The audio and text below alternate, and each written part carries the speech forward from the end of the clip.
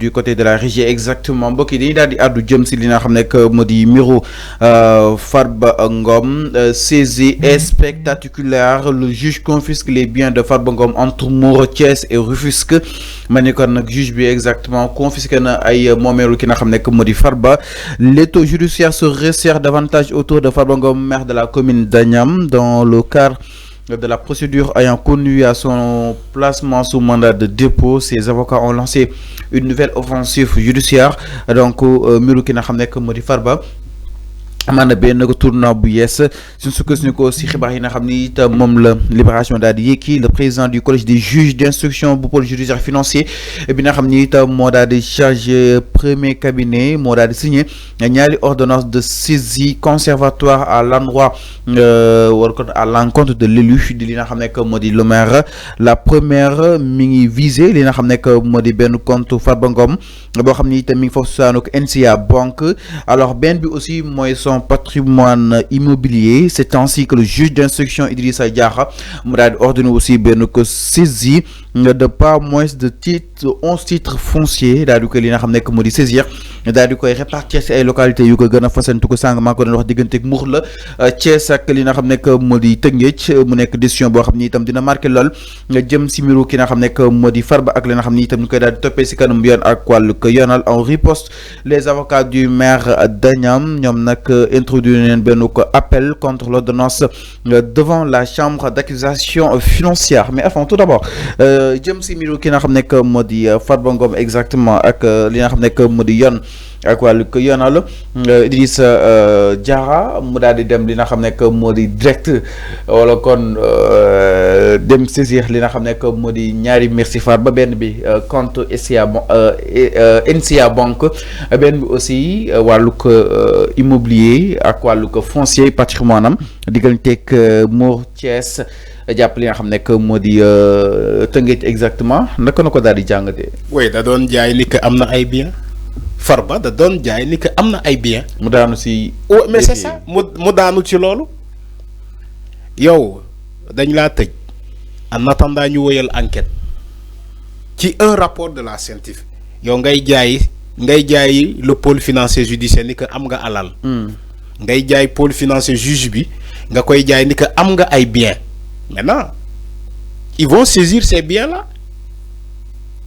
Farba moo dugal boppam ci kamba du keneen moom moo dugal boppam ci kamba moom moo woon juge yi ni que moom il a des biens dans ce pays il y a des maisons il a des terrains. ok am na ay suuf.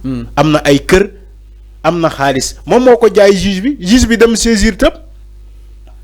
bu leen fàttee ni que dans une affaire de détournement public de blanchiment d'argent de blanchiment de capitaux bu leen fàttee ni que délit yooyu toutefois reconnu li nga yor ci alal la ñuy saisir dañuy nangu lépp bu leen fàttee loolu loi moo ko bind. loi moo ko bind képp ku ñu toppee ci escroquerie képp ku ñu toppee ci blanchiment de capitaux escroquerie sur le denier public. détournement. Toutefois ces faits-là bu demee ba ñu révéler ni que effet yooyu ñuy lay toppee ni que c'est révélé être vrai dañuy saisir li nga yor c'est ce que le juge Diarra a fait mais Farba moo dugal boppam ci kàmb moom moo woon juge bi ni que il a des biens il a donné combien il a présenté combien de cautions. 2 cautions. 3 cautions. 3 cautions. c'est pas 2. dafay day gën a yokk. day gën a yokk rek. jóge ci 34. moom caution musul wàññeeku. tous les 3 cautions que Farba Ngom a présenté dafay gën a yokk mais du wàññeeku que ça soit moom que ça soit Tahirou Sarr seen caution yi ñuy présenté dafay gën a yokk. donc yooyu yaay woon juge bi ni que yow voilà lii ngeen ma toppee 31 milliards dinaa leen présenter 44 milliards. dernier caution Farba 44 milliards la 44 milliards donc moom mu ngi c'est-à-dire que xam nga wax naa la fii il joue le jeu comme si dafay kokkali justice bi. non si yow buñ la toppee pour 31 milliards nga ñëw présenter premier caution bi 34 milliards plus 11 titres fonciers nga ñeu présenter ko juge bi. Deuxième caution bi c'est la même chose. Troisième caution bi nga ñeu présenter ay bâtiment, ay kër, ay terrain, ñu évaluer ko tout à valeur de 44 milliards. Bon, si ok les 1 milliard qu'ils ont cotisé, mais c'est de l'argent. C'est de l'argent. Bul xeb 44 milliards. Xam nga 44 milliards no mu tollu. C'est beaucoup, c'est énormément d'argent que Farba Ngom a présenté. C'est énormément de biens matériels et comment dire, et immatériels que Farba a présenté. Mais yo beaucoup présenté. Mais juge bi mais attends, qui il se fout de qui? Et aussi selon la justice, le muy enquête ci moment bi et l'appréciation du juge sur les preuves qui ont été fournies et aussi l'appréciation du juge sur les enquêtes qui sont en cours. Mais vous voulez que le juge Gara, il va faire quoi? Il va aller superviser les biens de Farba et les saisir un après l'autre. En attendant, mais enfin saisir waaw mais en fait ñu gis ni li nga xam que modi mbiru Farba Ngom dafa nekk mbir bu xaw complexe en fait parce que ñu né ba tay ji li nga xam que modi rapport scientifique bi nga xam ni itam moo ko daal di tudd aussi benn dossier bu li nga xam que modi 91 milliards yi ñom ba tay ñi ngi défendre seen bopp jëm ci li nga xam que modi walu wi est-ce que enquête bu jeexagul wala kon est-ce que condamnation bu amagul wala ni daal di war a mën a saisir li nga xam ne que moo di ay bien nit. xam nga il faut ngeen xam ni la procédure judiciaire bi nekk ci le pôle financier judiciaire.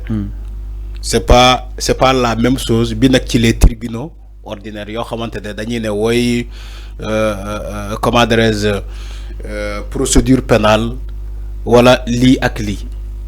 Bu len faté ni que ce pôle là c'est une juridiction de privilège. Ay affaires financières qu'est-ce les juger mbirum khalis té Farba luñ ko topé c'est pas des délits ou dañ la né way dafa par exemple ngeen malma dafa saga nit wala dafa ray nit wala dafa dawal sans permis wala lenen dédé liñu topé Farba c'est à travers un rapport bu jógee ci la CENTIF moom la ñu ne moom la ñu toppee Farba Ngom yaa ngi dégg ba pare ñu ne la procédure bi c'est pas la même procédure que li ngeen doon gis ci les autres instances. moo tax ma ne la toutefois selon les enquêtes que le pôle financier judiciaire est en train de mener ci la personne de Farba Ngom et les autres parce que amna ñoo xamanteni ñom seen tour siwul comme Farba touram nu mu siwé comme Tahirou Sarr aussi touram nu mu siwé selon ces procédures là dañuy dem ba gis ni que luñ la topé yow ya ko def wala piste bu ñu mënee ni que am nañu yaakaar ni que yow luñ la topé ci rapport bi effectivement lool mo am parce que CENTIF du waxantu CENTIF moy kuréel boo xamante ne bu xasee ba génnee rapport le procureur ordonne directement un mandat de dépôt. Il faut ngeen xam loolu. C'est pas comme moo tax ma ne la il y a une spécialisation de ces juridictions là bu fekkee ci yeneen juridiction yi le procureur ne va pas dire que way ordonner directement un mandat de dépôt parce que da ngay am procédure bi ngay jaar mais rapport CENTIF bu xasee ba génn. ba ñu yóbbu ko ci au niveau du pôle financier judiciaire. Là, le procureur ordonne directement un mandat de dépôt envers cette personne-là. Te ba paré bu ñu ordonner le mandat de dépôt ñu doga saytu ci sa mbir. Mais attention, sénégalais li ñuy faté CENTIF bu xassé ba bind rapport kenn du ci génne virgule. Tu sais pourquoi? La CENTIF est alertée par les institutions bancaires, financières. La CENTIF, elle est alertée par les institutions financières. Ne ko diw ak diw ni amna transaction bu louche amna li ak donc ñom tok nañ ci lu deuguer concrètement non tok nañ ci lu deuguer voilà le mot que je cherchais tant dañoo tok ci lu deuguer CENTIF dafa tok ci lu deuguer le pôle financier dafa tok ci lu deuguer c'est pas pour rien Farba sa caution bu ñew mu gëna yok parce que xam nañu fu ñu jëm ak moom. dama ne ils ont des informations yoo xamante ne. ñu àndal sax joxewuñu leen ces informations là. merci que ça soit Farba Ngom que ça soit Tahirou Sarr. alors mi ngi noonu papa ñoom ñoo la gën a xam ni que luñ leen toppee.